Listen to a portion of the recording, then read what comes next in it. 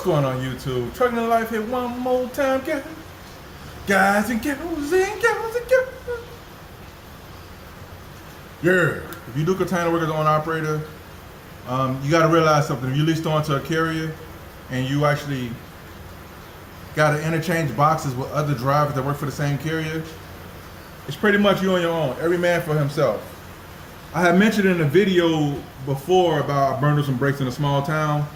Well, this is the story about me burning up some brakes in a small town, but I'm gonna tell you why I did that and why it happened and how every person is on their own. So anyway, if you guys don't know intermodal business too good, you have like these intermodal boxes that's called equipment interchangers, right? So let's say you bring a box out the rail, take it to a customer, and at the customer you may leave a box there, pick up a loaded box and bring it back, right? Or you or somebody else may do it, or another carrier may do it, but they may have you guys come in there or your carrier come in there and get the box out. Let's say your coworker, which is a person that drives for the same carrier you drive for, drop off the box, and depending on what kind of situation they was in, that's what you're gonna get when you get there. Let's make a real example out of this whole situation, right? Why I say what I say. All right, check this out. There was a load of beans. I went to this bean place up there in Dubuque, Iowa, right? A guy from the same company I was with, they dropped off a load of beans. They dropped off an empty container at that customer. So they dropped off the box, right?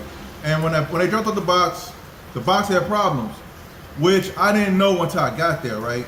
And some people may say, well, if you seen they had problems, you shouldn't have took it. Let me explain what I'm talking about. Let me explain. Don't butcher me yet. So when you're on operating, every man is on their own. So when you get down there to the customer and you took it empty down there, some people don't pay you empty miles. They only pay you for like a round trip. So they'll pay you for taking empty down there and the load back. But if you take empty down there only, sometimes they'll pay you deadhead or a dry run, but it's a chance you're taking, man. It's kind of better to get the load coming back, right? So you know you get paid. You got a load on the books. But if you go down there, it's like you didn't even do the run. I can't count the times that they say, oh yeah, we'll pay you for a dry run, because somehow with the load down there, and I looked at my settlement, it wasn't there. And it took me like months to fight to get my money back. I was fighting so much, I forgot all about the load by the time I had other problems come up. And I was trying to fight for that. I forgot all about that. I had new things to fight with. You know what I'm saying? New problems to face.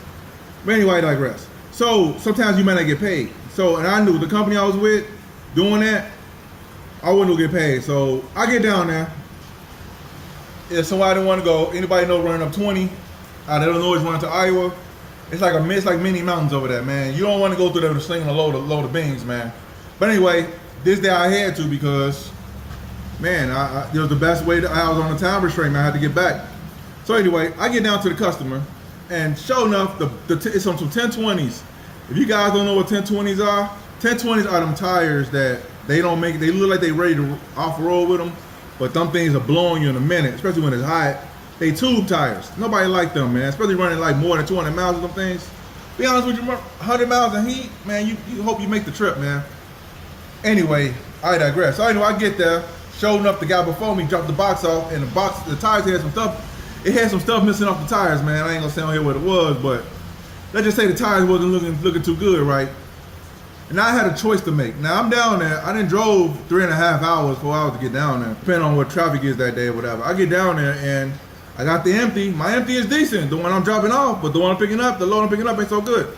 So I get to the customer and I see what I'm dealing with. I'm like, oh man, now I gotta make a choice. It is hot, it was the summertime too.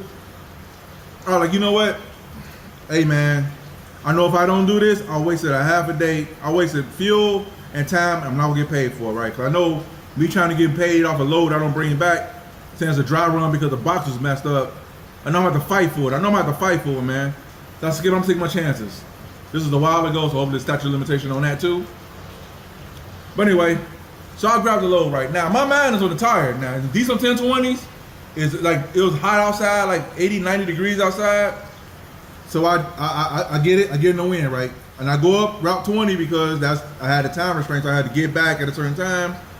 But anyway, I digress. So my man all the way back, I'm trying not to ride like no more than about 60 miles per hour with them 1020s. You can't roll them 1020s like that, man. Now with a load of beans, I had like 44,000 pounds on that thing of beans.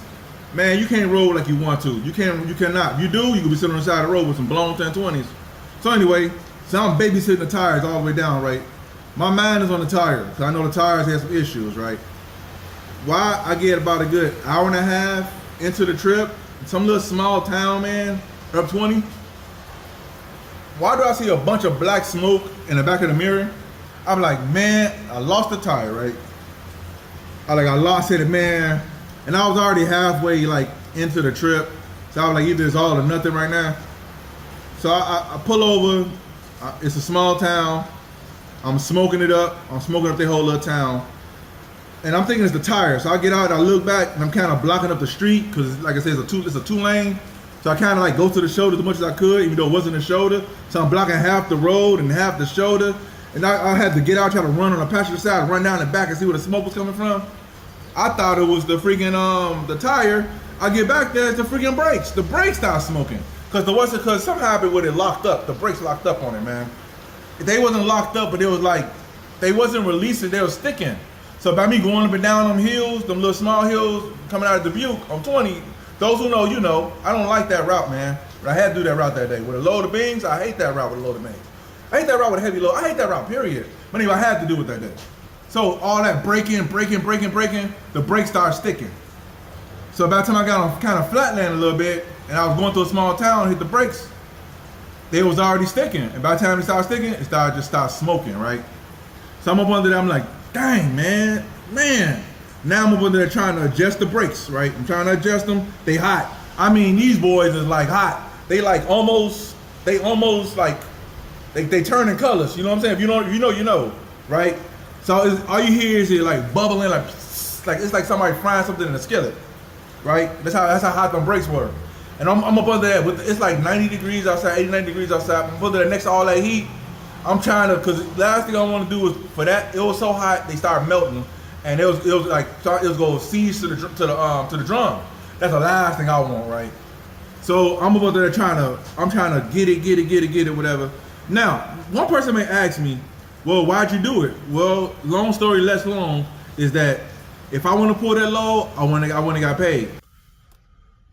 All right, anyway, if you do have a truck, guys, here's some things that I would say you need to do and understand when you have a truck, how to maintain it. Now, these newer trucks, they may have different ways of going about doing it because they have because my truck that I had was an older truck. So mine was more dinosaur compared to the newer trucks they got now. But it's the same concept. Like, I don't know if the laws changed or as far as mechanics go. But I know back in the day, because this is back to the rule number 1 right here, find a good mechanic. Now, the good mechanic, when I say about the rules changing is, you got to find a mechanic. Try to find a mechanic that's an electrical mechanic and a regular mechanic.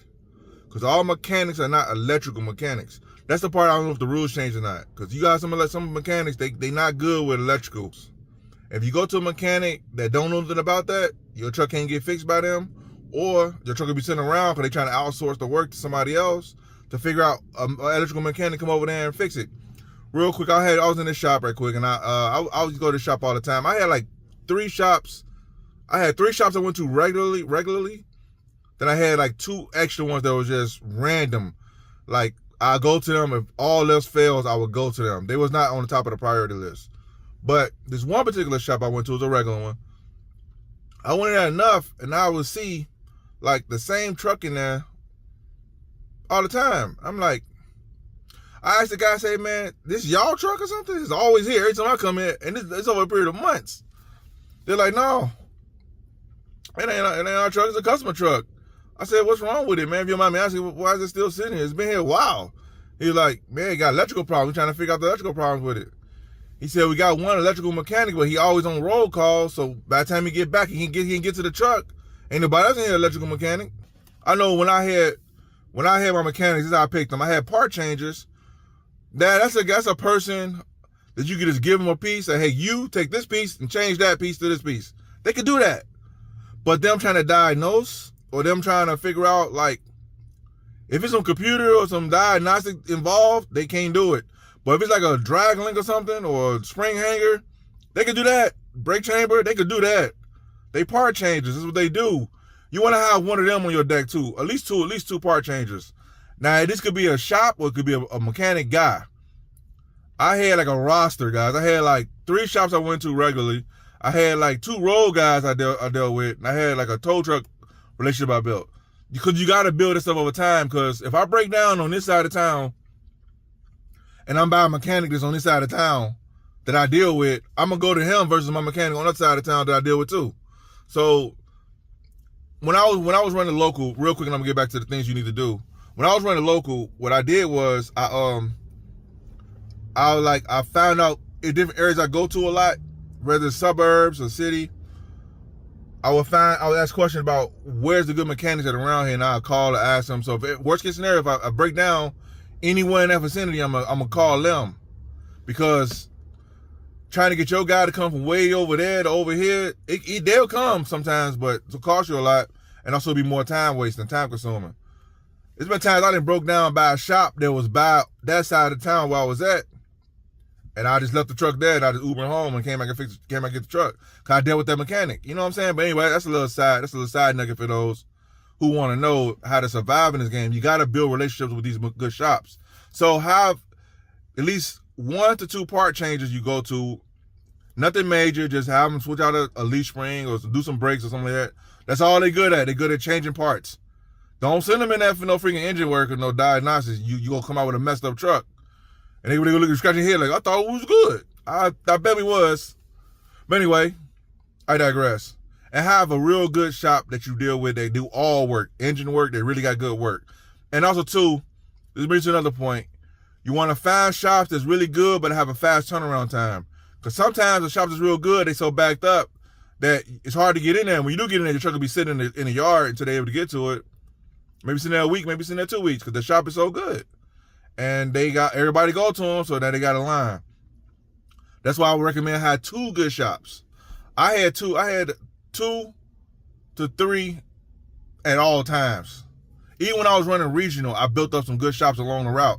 Cause you got to figure out, like, if you're going that way a lot, find out where the good shops at along that route. You talk to drivers and truck stops around there.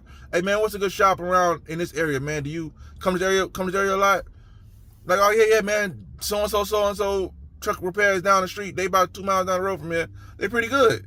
Man, everybody, we break down around here, we go there. And I used to do that along the route. I'll stop at a random truck stop along the route and just ask.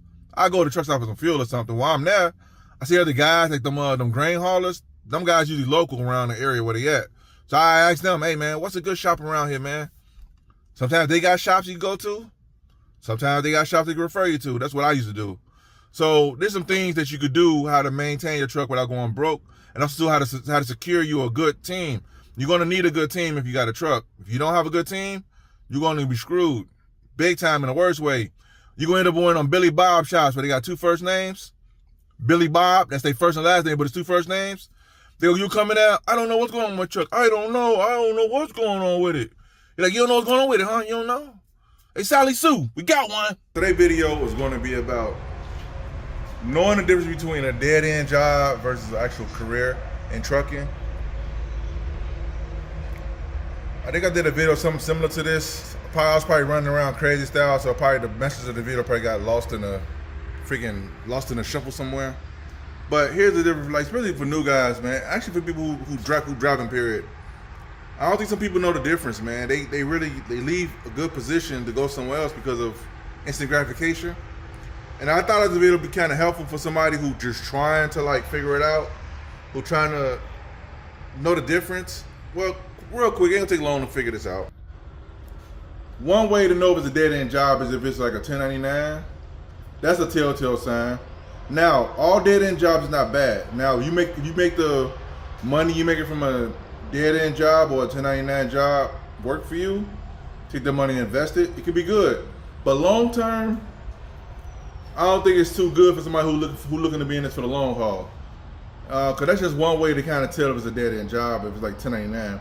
Another way to tell if it's a dead-end job is if no room to grow, like you can't get out the truck.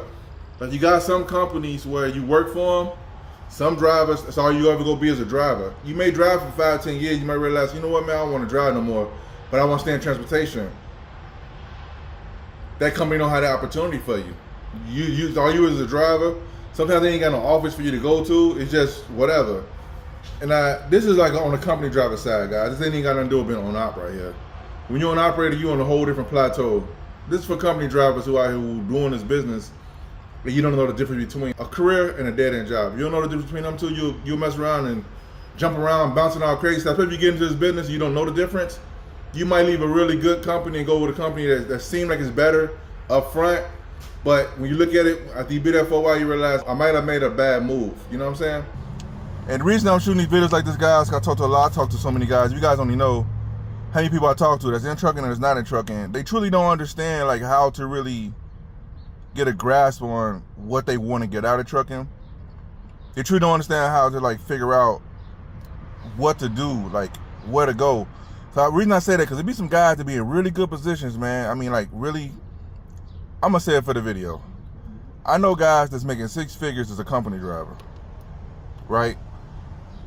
But they listen to so many people talking about, oh man, online especially, oh man, you know, you go out here, you can make close to $500,000, man, if you get your own truck, you know, blah blah.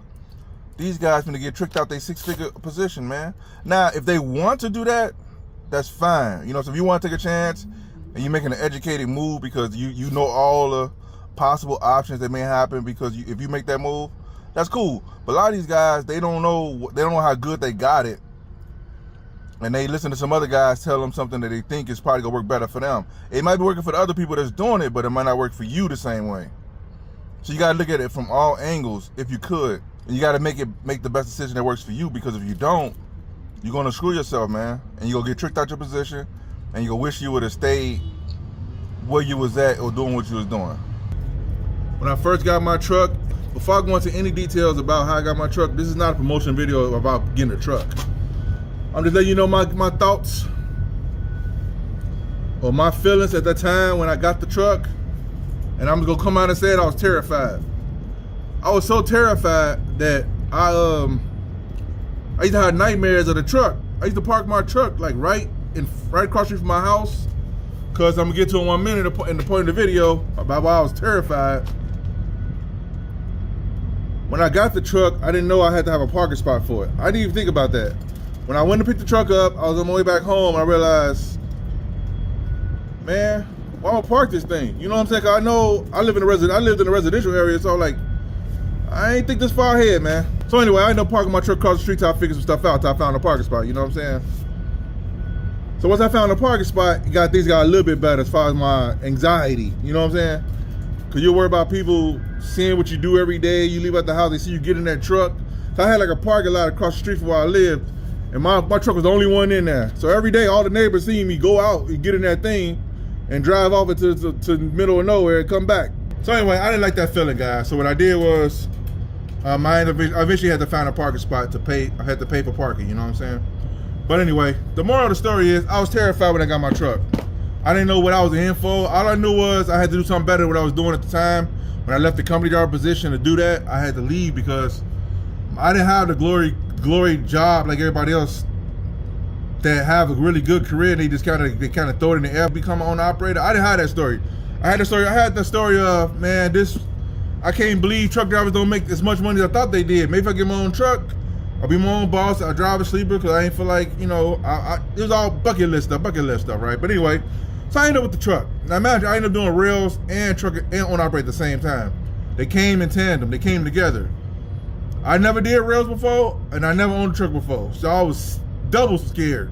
It was one of them things like, I heard the stories of the rail yards, then I also knew that if I was gonna do this and be home every day, I heard the rails to get you home every day, so I was like, you know what, skip it, man. It's gonna be what it's gonna be at this point. So I used to dream that I didn't have a truck. Now I wake up and I'm like, man, whoo, that was a nightmare. I ain't got no truck. Ooh, I thought I had one, but I see I ain't got one. I look out the window, I see it across the street, like, God, it's real. The truck's still over there. You know what I'm saying? Like, oh, I got a truck. I really got a truck. You kill what you eat, and it's when you're on operator. And if you really could think about it, you could do it both ways. You could kind of kill what you eat as a employee to a company driver too. But for this video, this time I own operators, because a lot of guys don't know what's going on out here, and I'm finna try to break down some stuff in this video so that you guys can understand that you're not just after one load. You're not just chasing one load. You got to think of the bigger picture, right? Especially for the people who never came from a business mindset or a business background. Somebody who never really came from that, they don't understand the shift, the mental gymnastics that you got to do, you know what I'm saying, just to kind of make it make some sense, to be profitable and think long term and forward thinking. Now, I know with me, when I had got my truck, I didn't think nothing like a business. I just wanted to make some money, man, and get up the road and just, I had plans, but like I say, plans always go according to plan, you know what I'm saying? But anyway, I digress. So a couple things you gotta understand when you own operator, guys. If you don't work, you don't eat.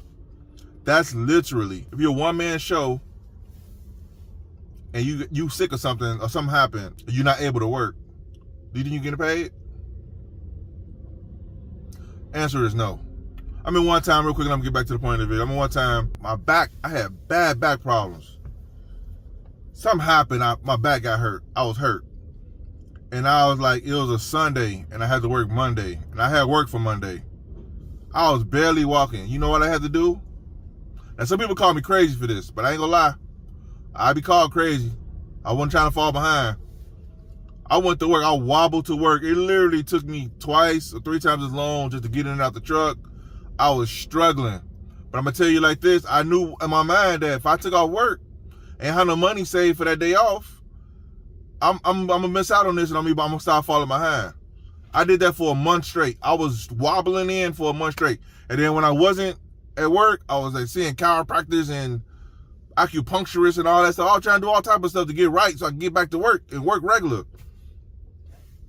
But I'm just saying to say this. When it's your thing, you gotta design all of this. So you gotta be forward thinking. So anyway, let me get back to the purpose of the video. The purpose of this video is that you got to think ahead. If you get a truck or you got trucks or whatever, you got to think down the road. You got to design your own PTO days. You got to do all that stuff yourself. You can't not think about this stuff when you do it, because you're going to find out the hard way while you're in the middle of it. So if you don't work, you don't make no money. If you don't put up no PTO for your own personal time off or for your own 6 days, because you might get sick, stuff happens. It's on you. You don't put it up, you ain't got jack. You don't put up for your retirement, you ain't got jack. If you don't put up for your own benefits, you ain't got jack. If you don't put up for like long-term thinking, like if the truck go down, what you gonna do if the truck is in the shop? Do you have other ventures going on? Do you have other investments going on? If you ain't got it, you ain't got jack. So I'm harping on this because I experienced this for years, like almost close to 12 years, right? And I ain't come up with some ideas about it to get some years into being an operator, and I realized, man, whatever you don't set up, it ain't set up. It ain't gonna magically appear. Because you know when you're a company driver, right? You sign your W-2 forms, your W-4 forms, beneficiaries and health benefits they offer it, blah blah, right? You sign all that stuff when you working. It's already set up. You just pretty much sign it, decide what you want. I want this plan for the health insurance. I want this, blah blah blah. See how much it costs you out of pocket, whoa, blah, blah, blah, right? But when it's your stuff, when it's your truck, ain't none of that stuff set up. So if you spend 10 years doing this thing with this truck and you ain't put nothing up, it depends on what age you at. If you older in years, it'd be harder for you to recover, because you may say, you know what, I don't want to do the owner-operator thing no more. I want to go back company, or I want to go do something else. You starting over from that age you at right there. If you ain't putting no investments up or nothing up. How to make the switch from being a company driver mindset when you do become an owner operator. You got to switch your mind to a business mind versus just a company driver mind. Because if you ain't careful, you'll run your business like you're a company driver and you'll get ran right out of business. I know when I first got my truck, I did not make the switch. I didn't learn about the switch until a couple years in, when I realized these people running me like I'm a company driver. And I realized another thing. It ain't their responsibility. They not gonna tell you, hey, you shouldn't be doing that run. It's not profitable for you to do that run. They ain't gonna tell you that stuff. You gotta figure that stuff out along the way, man. You gotta put your foot down. Here's some things that will help you switch the mindset of a company driver to being an owner operator. One thing is, you gotta realize you could say no. Now, would they get in their feelings? Yeah, they would. But you could say no. Especially if you're losing. And I'm gonna tell you one thing that will make you say no a lot faster. Well, let me preface the video. I'm talking about as far as like whether you negotiating your load with a broker or if you leased onto a carrier. Well, for the sake of this video, because that's what I did, I leased on the carrier, so I'm talking about that. So if you got your own authority with your own numbers, you dealing with brokers and you dealing with customers and all that stuff, you still gotta learn your limits and you gotta learn your worth, of course, because nobody gonna tell you that. But mainly this video is talking about when you leased onto carriers, so that's what I did. So you gotta learn how to say no. Because what will happen is you could be a yes man all you want, but when them bills pile up and your money low and that shop asking you for money to fix that truck, you realize you call your dispatcher, hey man, my truck is going to the shop. I don't know what's going on with it. Okay, well, all he gonna say to you, or he or she is gonna say to you, all right, call me when you back up and running. That's it. They don't care about what you got going on. That's on you. Do you realize, man? In your mind, you probably thinking. I know in my mind, I was thinking like, man, you ain't offering no aid and assist, baby. I mean, come on, what's up? Even though common sense would tell you, no, why would they offer aid and assist? It's your truck. You know what I'm saying? Your problem, your baby, your situation. I found it out the hallway. I ran out of fuel. I think somebody stole my fuel actually. And that's another thing when you're on operator, you gotta watch out. You gotta lock your stuff up, man. People steal your stuff. But anyway, I ran out of fuel, and I called them, let them know that all they did was they found out if I had a load or if I had it empty. They found out I had it empty, so they figured, okay, well it's on you. We ain't gotta recover no load because it's empty. Call us when you get up and running. That's all they said. I'm like, man, what aid and assist that, baby?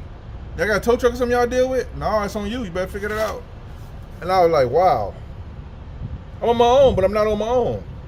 I say it all the time. It's like, I think company drivers, I'll say that I think people who lease on the carriers are glorified company drivers.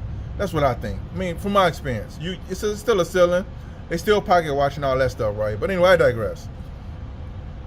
So anyway, you gotta learn how to say no. If that run ain't profitable for you, just be willing to sit for that day, or be willing to try to negotiate or talk to them guys. Hey man, I can't do this. This ain't working for me. What you guys want to do, man? Because this ain't working for me. Sometimes they'll say, hey man, okay, we'll see what we got. We'll call you back, or hey man, that's all we got for the day. You gotta be willing to take that L. So you gotta switch your mind from I'm just gonna run whatever they give me. I'm just gonna do it.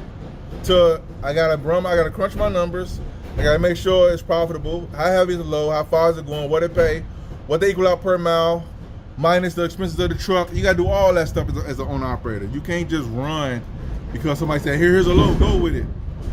I can't count the times where certain guys at this one company I was with, they would only send us up the toll road. We was paying our own tolls. And some guys, they'll send them to sweet work. They'll give them that sweet work that's low with no tolls. It paid less, but those shorter hops, they could do more of them. They sent us further on the toll road. And by the time you get to paying tolls and fuel, your profit was very minimal, right? So after a while, I had to realize, man, I am losing. And you know, another thing that really kind of like really sunk in for me with the whole company driver, being an owner-operator mindset was, one time, the favoritism kicked in where they had their favorite drivers was all because we had a bad winter storm, a bad snowstorm, or whatever. Me personally, I was out there thirsty, man. I'm out there, I'm running the snowstorm. I should have took off work, man. But anyway, I think it's more work for us guys. Let's go get it. Let's go get it, baby. Man, I don't know, 18, 19 hours out there, literally, because the snowstorm was just so bad. Because the runs they had was available. It wasn't available when the weather was good because they boys is at work. Now they boys is off because they chickened out because of the snow. They ain't chickened out. They were smart. They took off work. And I was an idiot being out there doing that stuff. But anyway, I digress. So I get out there run. So I ran one day, almost 18 hours, right? And some people in the back of me say, man, how you run 18 hours? You don't ever drive 14 hours in a day. With the big day rule, probably 16. Hey man, when the weather's bad like that, you can't pull over nowhere safely. Everything get bent. Rules too. So anyway, I run it, and you know what I realized when I got my settlement the next week, because that was the only one day that I ran. Because the other day the snow started melting away and all that stuff, and the regular guys came back to work, and I was back to the whole. Got one loading you to death, two loading you to death, and they live loading you to the brink. And you like, man, what happened to all that good work, man? Come on, man, I'm ready to work. So all that work I did for that one day, plus the crappy work that I did for the rest of the week, my settlement was still low. So I almost worked a 24-hour day with all the other crappy days mixed with that day. and my settlement was still low. Today's video, guys, will be about same stuff, different day with trucking, man. It don't matter what year you come into trucking, no matter what you do with trucking, whether you're owner operator or whether you're a company driver. I don't think it matters, man. And this is some of my experiences of dealing with this stuff for so long. Dealing with this stuff for so long, it's the same stuff, man. It's just every couple of years, something happens. I'm gonna give a couple examples in this video, so you guys feel like you're in trucking and feel like the world's coming crashing down. I experienced a lot of this stuff, man. It's like why do this stuff keep happening? I don't know. Then I thought about it, man. It's always gonna be something, no matter. Ain't nothing's gonna be perfect. You get this plan you want to do together, and something always gonna happen. So in case you guys get the trucking ready on op or you're a company driver, so some of the things I'm giving as an example in this video is going to be mixture of both. So you guys say, well, company drivers don't deal with that. I don't know what you're talking about. It's for both, for on ops and for company drivers. One thing you always gonna have to worry about with trucking was always gonna be a problem with trucking. The pay. It's always gonna be a discrepancy with the pay. Somehow, some way, a lot of people, the powers that be, I believe, this is my personal opinion, they trying to minimize the how do I want to say this? They want to minimize like the pay to drivers to keep them thirsty, to keep them driving. It's just one of them things. Like, imagine, it's my personal opinion. I don't have no data to back up this. This is my personal opinion. I believe that they keep you at a certain level with the pay. That way, you keep you working. You want to keep working because you know you always got to come back for the next fix because you don't make enough on that first fix. You know what I'm saying? That's probably a bad example, but anyway, I digress. But pay, it's always gonna be an issue with pay. No matter what generation you in, it's always gonna be drivers saying they don't get paid this much, they don't get paid that much, and it's always gonna be some nonsense going on with it. You can't get away from it. Pay is always gonna be an issue for some people. And some drivers never really get a chance to really reap the full benefit of like making decent money in trucking because they get tired of the BS and they bail out early. They go do something else, which I ain't mad at them, man. I ain't mad at them, but sometimes people stick around. But here, I want to say this too real quick while I'm touching on this pay thing. Guys, if you're new into trucking or if you've been in trucking for a minute, but not too long, but not too little, whatever that number that is, I would say before 5 years, but after 2 years, somewhere up in there, you can't listen to all these old timers sometimes that's telling you, man, you know, man, y'all youngsters just know how to work. Y'all want to work.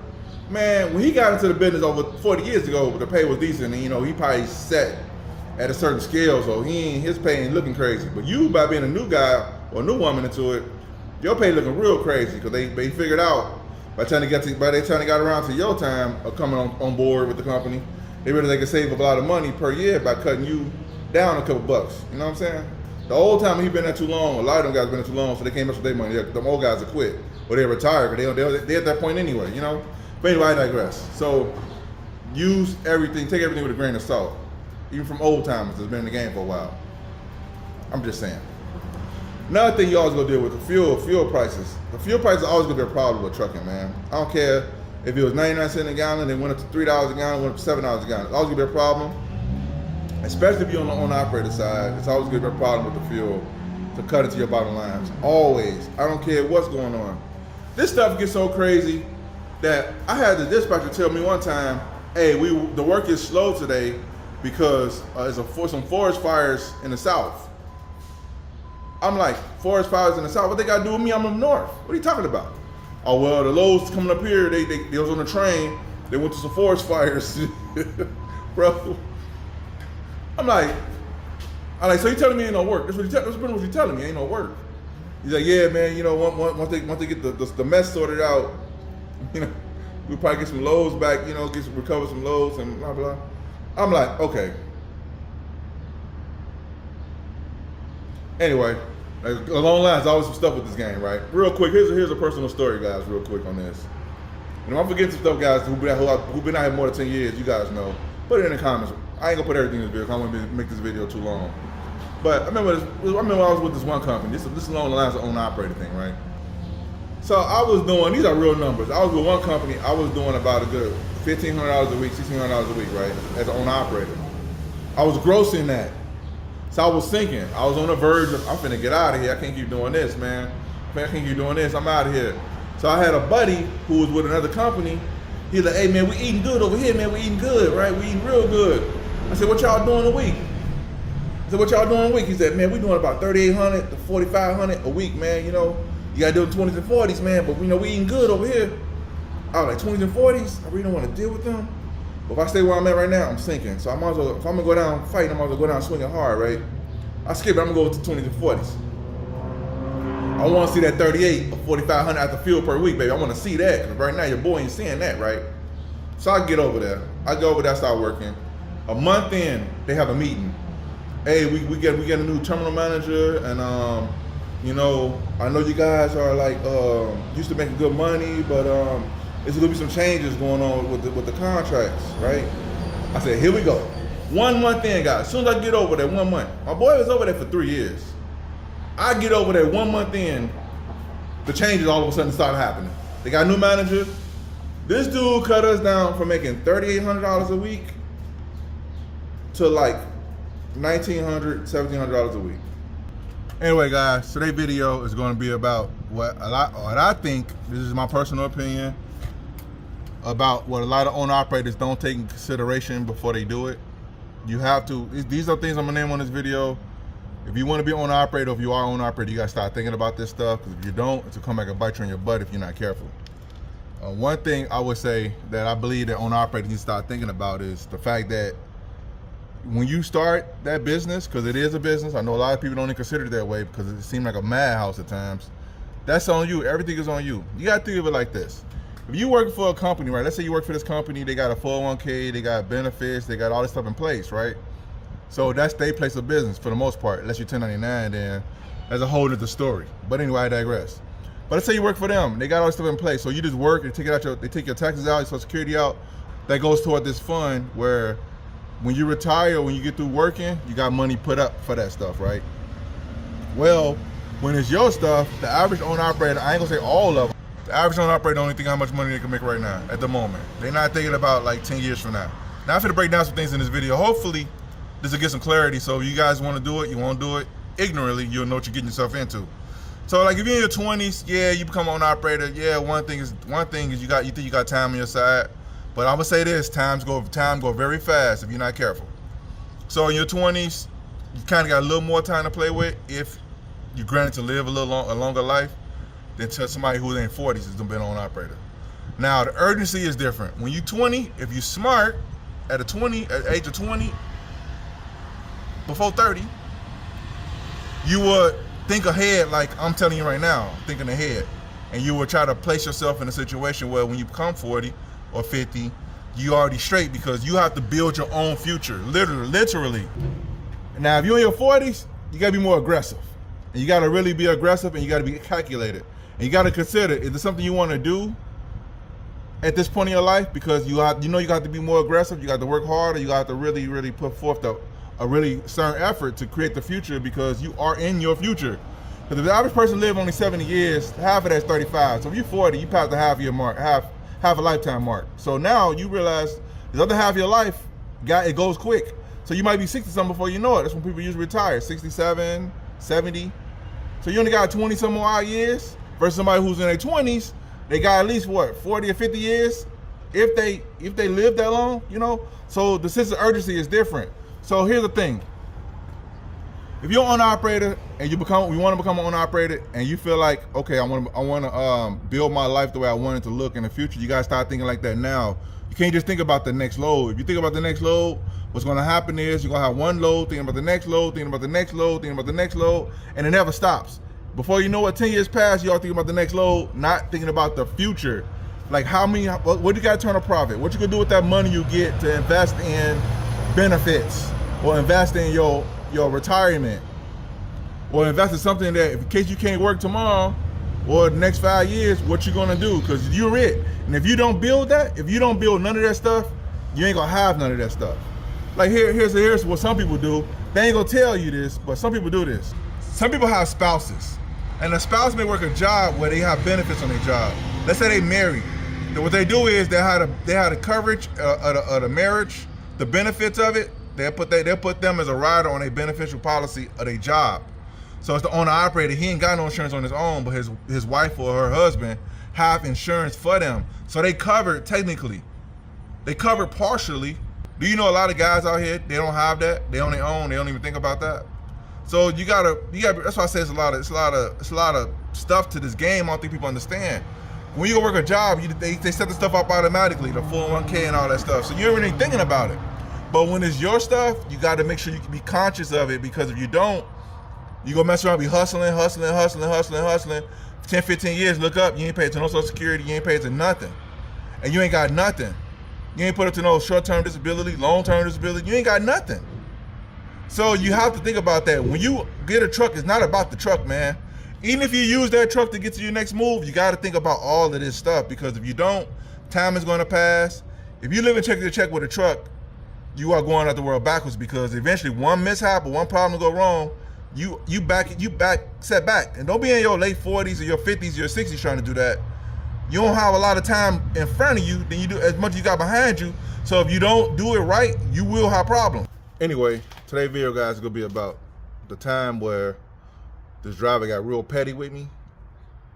He was just a petty driver, man. And this guy he was known for, like, after a while, I got to know him, because after the incident, I started looking at him more, because we work for the same company. So every now and again, I see him out in the yard, or out in the field somewhere. I see him somewhere. So I remember this guy because of this one incident we had. Anyway, this guy had this load. His load was going, let me put it in context. I was doing intermodal at the time, and I was on operator at the time. So what happened was, let's say your load going to Florida, it may go to this rail yard. It may go, if this load going to California, it may go to that rail yard. Or if it's going to, like, Boston or something, it goes to this rail yard. So anyway, the rail yards are located on different sides of town, right? So, and at that time we had our own parking spots, because we had our own trucks. So some people parked on the north side of Chicago, some people parked in the suburbs, south suburbs of Chicago, some people parked up north, west. You know, so at the end of the day, a lot of times some of the guys like to get a load going back toward where they park at, so they have to drive through a lot of traffic to get back home when they finally drop that load at the rail yard, right? Or they go through their parking spot, park it for the night if it's too much traffic, and then just get up in the morning and run a load and engage it, right? Engage means taking it to the rail yard, putting it into the rail yard, right? For those who don't know. So anyway, now let me get back to the story at hand. This is one time out of many crappy loads that I got. This is the company that I told you guys about in one of my videos, about how I was going to the office arguing with them over like 2 loads, trying to get 3. Another guy came in and kicking up with garbage cans. This is that company. Because he wanted to get his 7 or 8 loads for the day, and he only got 4. He's mad. This is that company, right? So anyway, I finally get this load, right? It's a drop and hook, which I was glad to get, because I had to do the live load before, which killed most of my day. I was just going home. That was my second load for the day. It was a drop and hook. It was going to where I parked at. So which is worked out fine for this guy right here, right? No complaints. Now I'm minding my business. I'm just minding my business. I'm not in nobody else's business. But some of these petty drivers be all in your business, because they trying to figure out what you got going on. But anyway, I digress. So anyway, I get to this customer, and the customer they telling me my load is in the yard, right? I go in there, I check in, I give them numbers they need or whatever. They give me a trailer number, and I'm like, okay, cool. So I go back to the yard, right? I'm driving around looking. Look, it's trucks out there.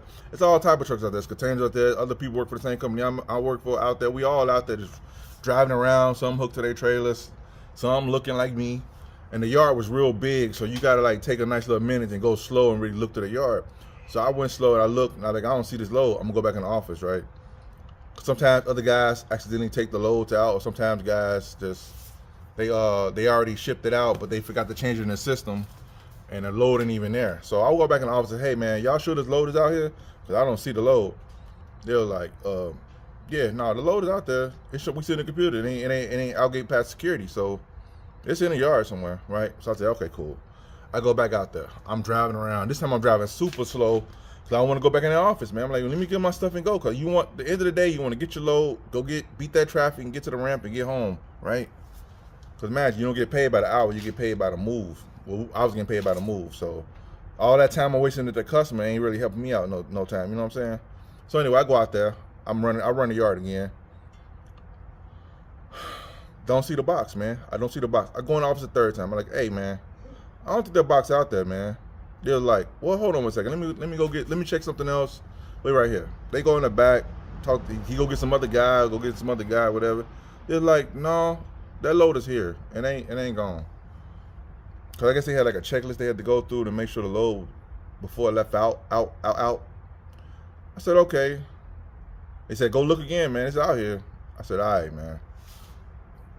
Here's the thing. With me personally, this is something I usually didn't do. Some guys don't. I don't know if other guys did this.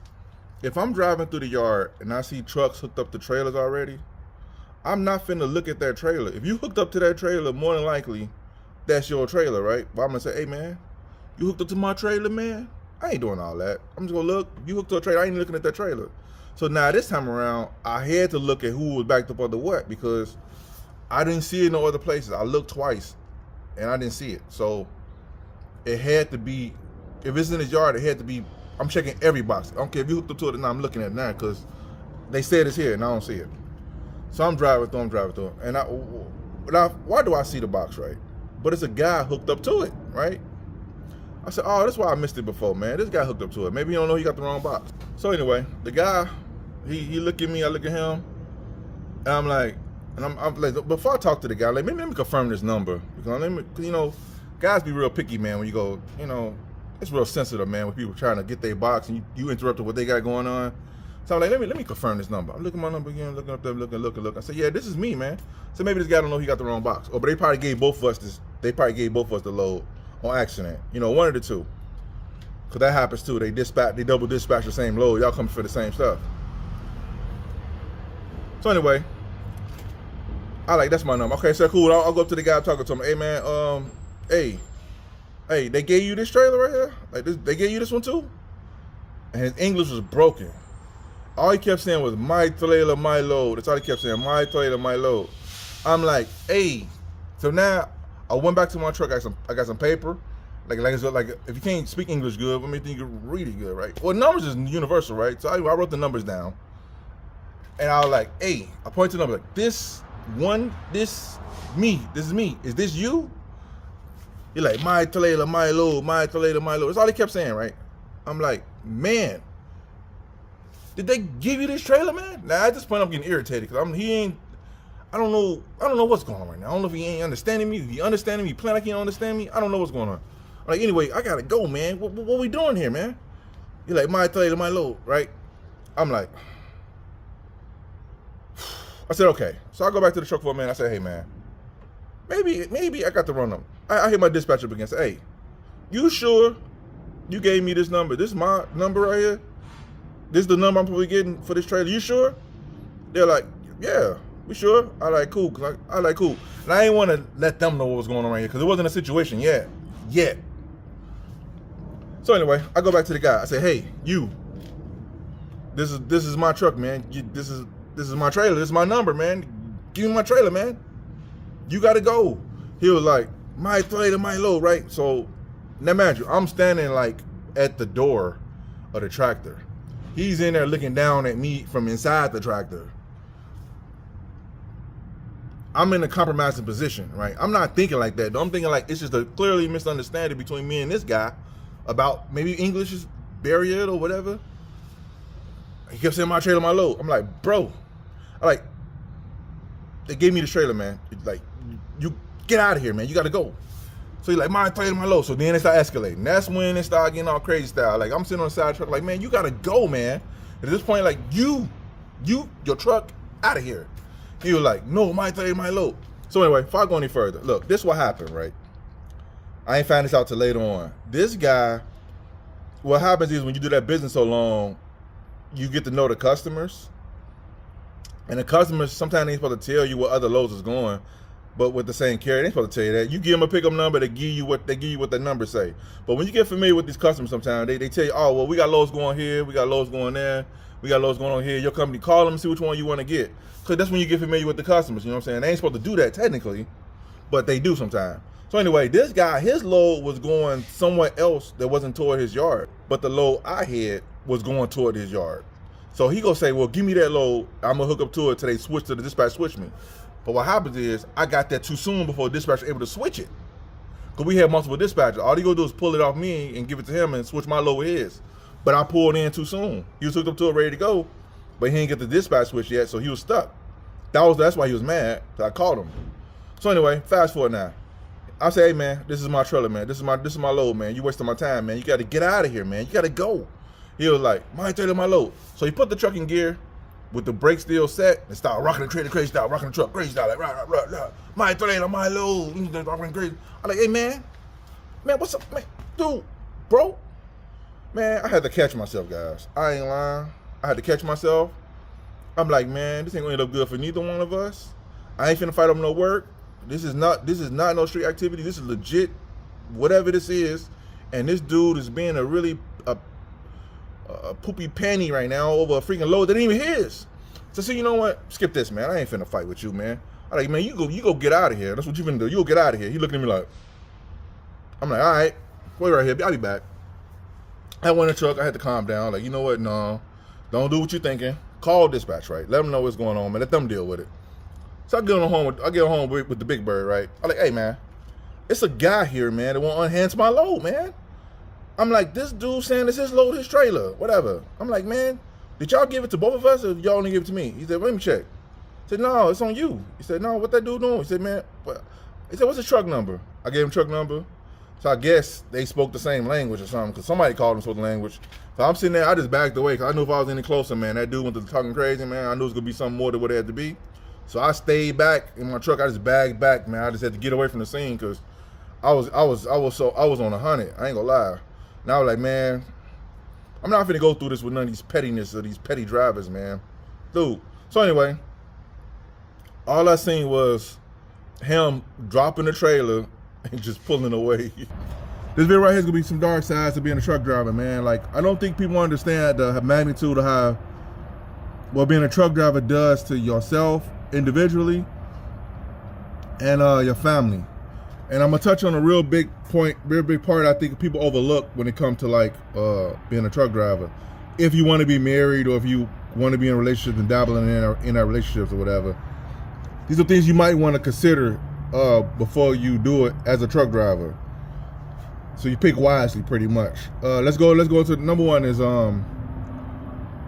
truck driving is rough on a truck driver themselves. The life expectancy of a truck driver cuts down tremendously because of lack of movement. And I'm gonna put some stats on the screen so you guys can see what I'm talking about.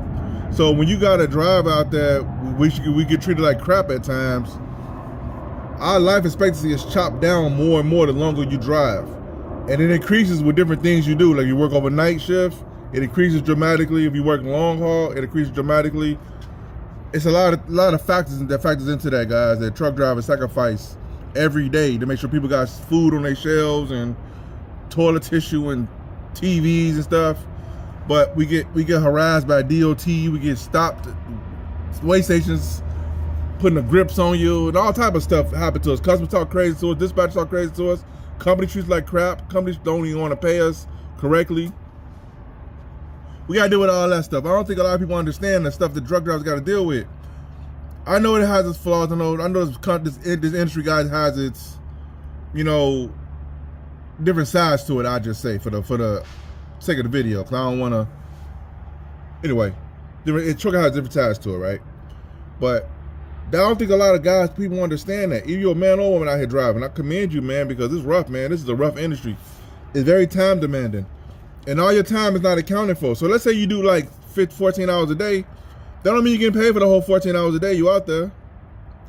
I mean, one time it was this company I was delivering to. I was delivering to this company, and I saw these guys sitting there like in this bullpen. Like, it kind of reminded me when I was at that moving company. If you guys ever seen the older video about the jobs, I forgot the name of the video. I didn't even try to remember either. It's an older video. When I had to wait in this bullpen, it kind of reminded me of that. So that's what caught my eye. I see a bunch of guys, and I go in the office like, hey man, who I talked to about this delivery, and it's a bunch of guys just sitting together at a table, like a lunchroom type of table, just like a bullpen. And I'm like, man, what's the deal with you guys? Why y'all sitting there? Y'all trying to get deliveries too? They know we're waiting on work. Well, either way, how that worked was they'd show up there like 7, 8 in the morning, and if they had work for the day, they'll call them by seniority to go out and do a run. Or tractor trailer. So that means they could be there from 7 in the morning. They may not get to work till like 6, 7 at night. And that's when their day start. So they've been up all day. And probably don't work until 6, 7 o'clock in the evening and got to work all night with no sleep. And people think that's okay. They wasn't getting paid all that time they were sitting there. They don't get paid till they actually start working. So you could waste your gas going there, sit in that bullpen, it don't work and go back home. Now you wasting money. They gotta try to do it again the next day. It's a lot of stuff out here. I don't think a lot of people understand the truck drivers go through, man. But anyway, that's a whole other animal by itself. Another thing, this is an important one right here, guys. Now, this video gonna be long. I just want to touch on a couple things on this video. I think I did a couple videos like this before. Go check them out. I forgot what I named them. They're all over the channel. It's over 1,000 videos on the channel, guys. Go check them out.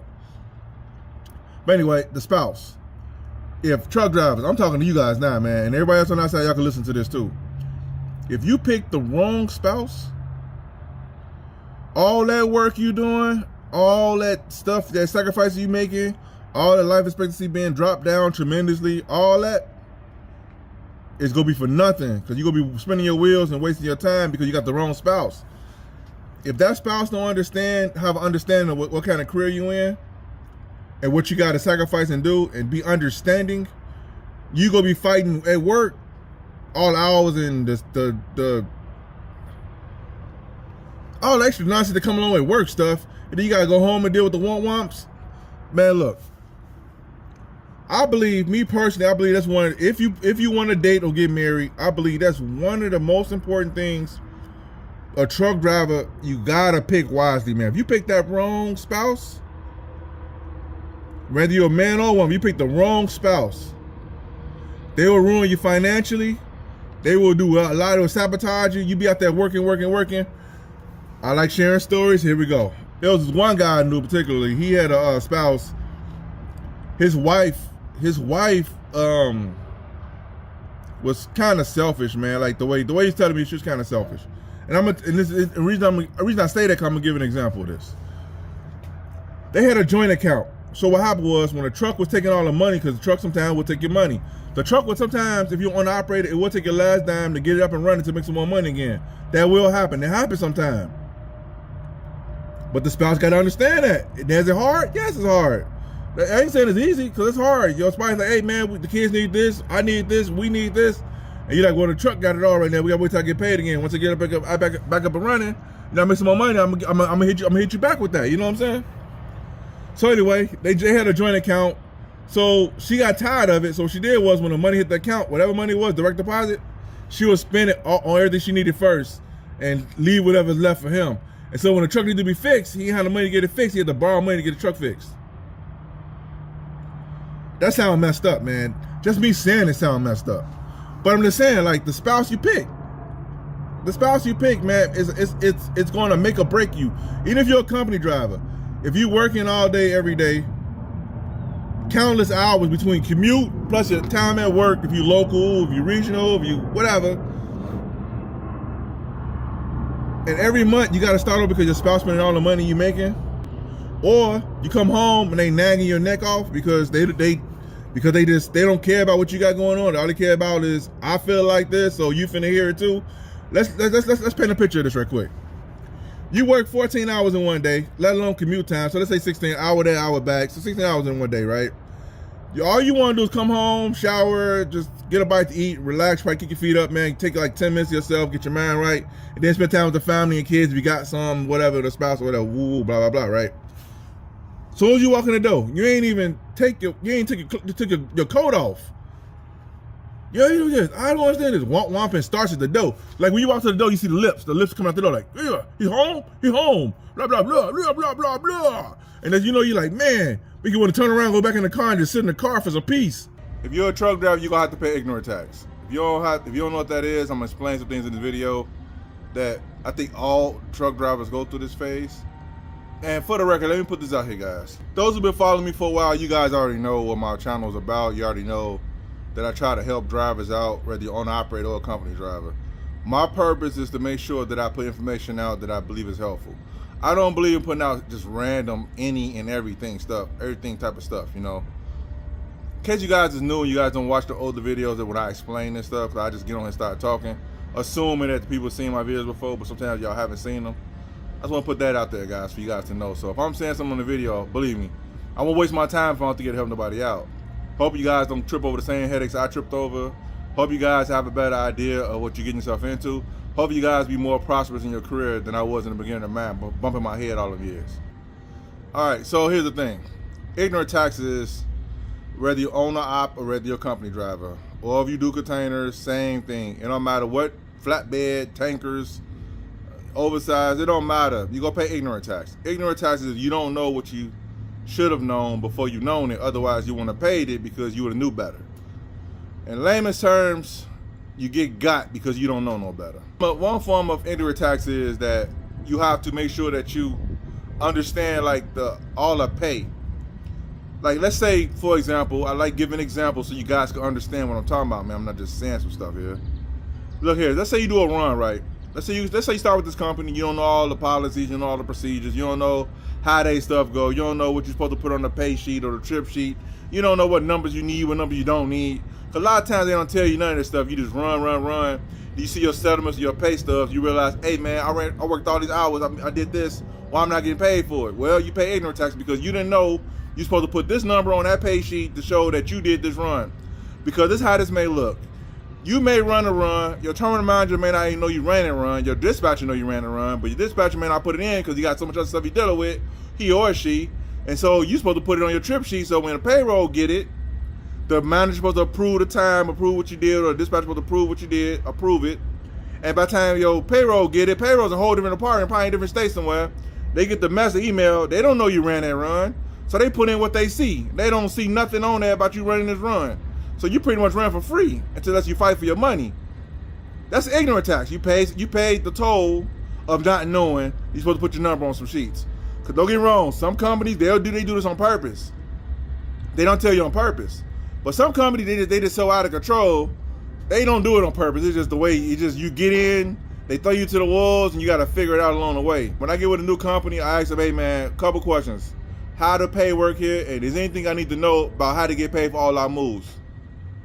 I try to grab a random driver that works for the company. I try to grab at least 2 or 3 of them. Because sometimes one person will send you off, man. I had to happen to me too. They send you off just because they don't want you. First of all, you shouldn't be there. That means you're more competition for them.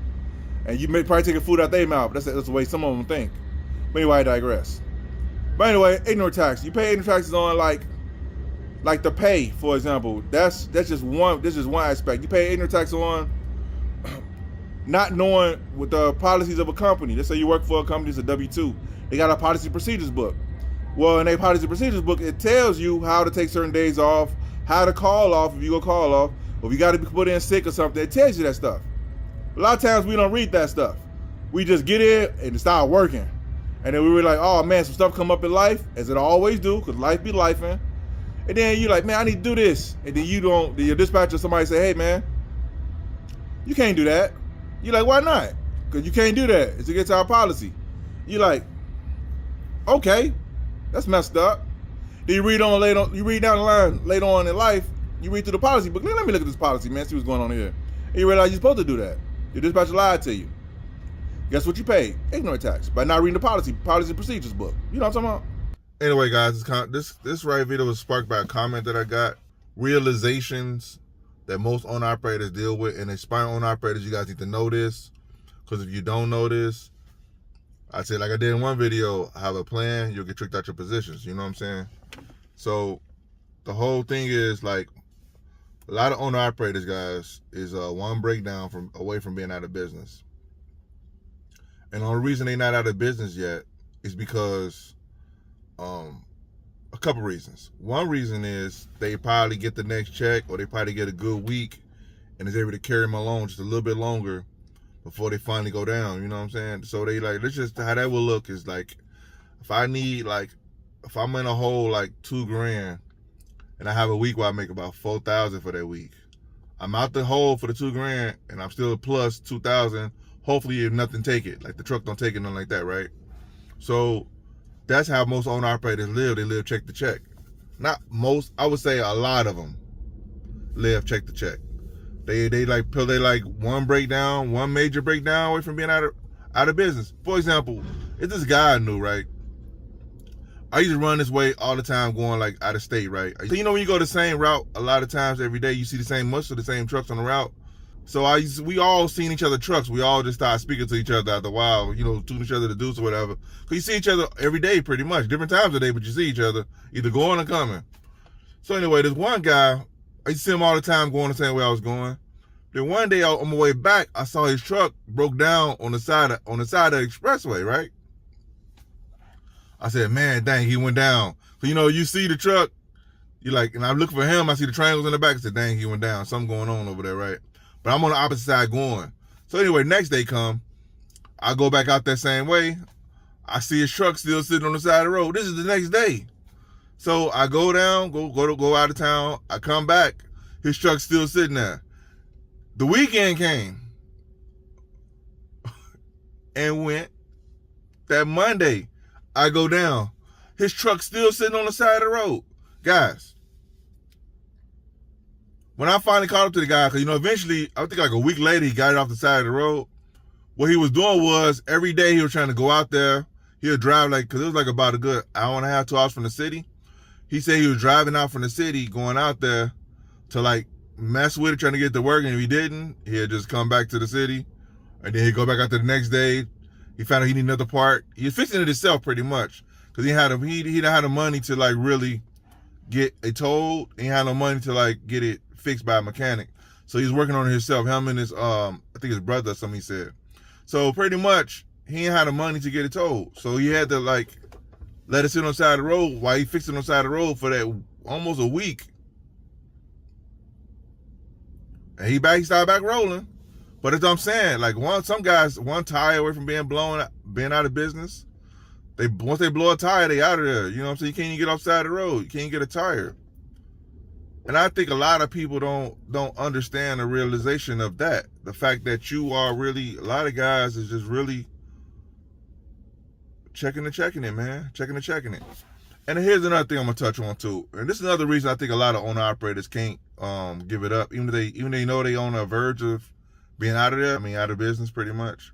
But they can't give it up is because, like I said, when things is good, owner operator business is good. But when it's bad, it's bad, right? So what happens is some guys, what they do is they build they living expenses up. They got a good case of the lifestyle creep. So when things is good, your mind automatically think optimistic. You think it's always gonna be like this. I'm living high on the hog. You know what I'm saying? Blah blah blah. And that's just natural human behavior, right? But a lot of owner operators get this mindset when things is good, lifestyle creep in, and they start raising their expenses up according to the good times. And then when the bad times come, they so far up, they raise their lifestyle so far up, whereas in that they can't go get a regular job because they can't afford, because a regular job ain't gonna pay as much as it paid as an owner operator in good times. The average trucking job is not gonna pay what a good market as an owner operator would pay. So I'm hoping that makes some sense. So pretty much, a lot of guys feel stuck. They said, well, my expenses is this, the market took a tank, it did this. I'm sure it's hard to try to hold on because I'd rather try to make $2,000 in 3 or 4 days when things is good, or when I get a spurt of good loads or whatever, versus trying to go work 70 hours and I'm still barely making it because my expenses is just too high, because I raised them up high when things were good in trucking as an owner operator, but when things fell down, now I could barely maintain. So now I'm burning through my savings to maintain my lifestyle that I acquired when things was good in a good market. So a lot of guys, they want to become company drivers again because they don't want to be stressed out with all the headaches they got now living check to check, but they can't do it because the simple fact is they have all the overhead at the house, and let alone the overhead of a truck. So you take them two, put them together, that person's stressed out, man. Now when he do finally get out the truck, because either the truck go down or he just can't do it no more, just ain't working for free like he been doing or she been doing. So now you trying to get 2 jobs. You trying to get 2 jobs just to maintain the lifestyle you got when things was good in the market. And I say I don't blame nobody for doing that. It happens, man. It happens so subtle that you really don't even know what's happening unless you're really focusing on what you're focusing on. If you ain't focusing on it, your expenses, another car note here, some more insurance here, a better neighborhood here, private school here for the kids, and before you know it, things is good. Then the market tank because trucking is it's so volatile. It's so volatile. And when things tank, your expenses still here, and your overhead still here, but the money came way down here. And now you got to take crazy loads just to kind of break even with the truck, let alone, you're just trying to keep them going in a hole at this point. And so instead of playing offense and defense, You just playing defense. Hope this don't happen. Hope I don't. If I break even, it's better than me being in the hole. But you are in the hole if you're breaking even if you got a truck. There is no even with a truck. Either you're profiting or you're not, or you're losing. That's how trucking go. That's how business go. But I get it. You get to the point where you just want to break even. If I just park my truck and nothing happened, I'm fine. As long as the truck don't break down and it's good, I'm fine. And I think this side of trucking now, I don't think a lot of being an owner operator, I think a lot of people really understand. And like I say, I've done it for years. I know guys are still doing it right now. They hold on by their shirts, boy. They hold on for dear life.